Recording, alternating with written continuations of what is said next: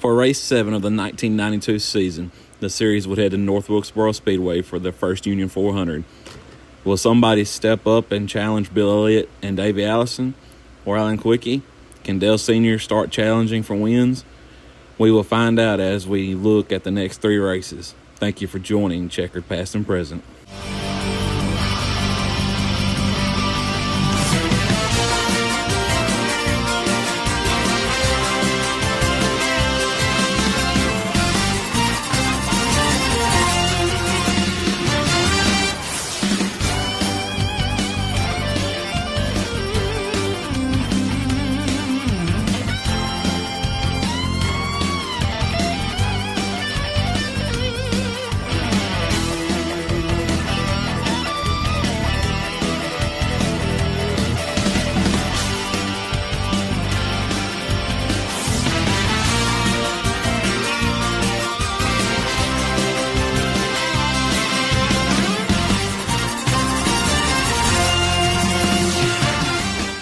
Alan Quickie would back up his win at Bristol with a lap of 19.19 seconds to claim the pole at North Wilkesboro.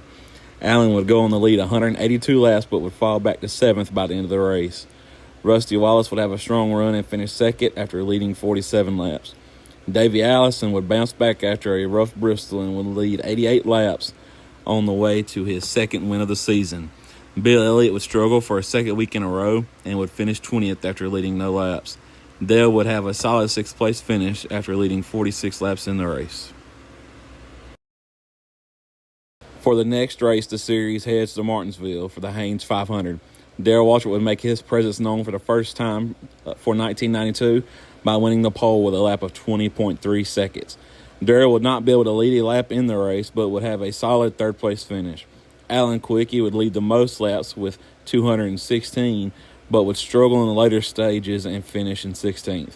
Davey Allison would have his worst finish of the year, coming home 26th after being involved in a crash. Bill Elliott would have a solid run by finishing 10th. Dale had the best car that he'd had of the season and would lead 167 laps, but would fall to 9th in the final stages. Mark Martin would lead 33 laps and would get his first win of the season at Martinsville. Now we move on to Talladega for the 9th race of the season, the Winston 500. Ernie Irvan in the number 4 Kodak Chevrolet, who was fast in the Daytona 500, would claim the pole with a lap time of 49.6 seconds. Ernie would go on to lead only 5 laps on his way to finishing a strong 5th. Sterling Marlin would be fast, leading 57 laps before ultimately coming home in 4th. Much like Daytona, Davey Allison would take control in the second half of the race and lead a total of 110 laps on his way to his 3rd win of the season. Bill Elliott would return to the top 5 with a 2nd place finish. Dale Earnhardt would come home with a strong 3rd place run. Alan Quickie would grab another top 10 after coming home 6th. Now that we have made it past the first 9 races, let's take another look at the point standings. Davey Allison is the points leader with a 67-point cushion over 2nd place Bill Elliott. Harry Gant, after a solid 9 races to begin the year, is in 3rd, 110 points behind. Alan Quickie has made a big jump since the last time we looked at the points and is now 118 behind Davey in 4th place. Morgan Shepherd rounds out the top 5, 142 behind. Dale has moved to 6th, 159 behind, even though he hasn't contended for a win in the later stages of the race yet. One other thing to note, dating back to 1990 after Davey's win, Ford has now won 13 races in a row.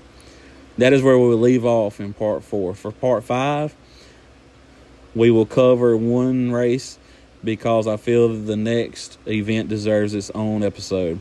And that race is the 1992 Winston, otherwise known as One Hot Night. I hope you have enjoyed this episode. If you did, like and subscribe. A lot of great content is on the way. Thank you, and see you next time.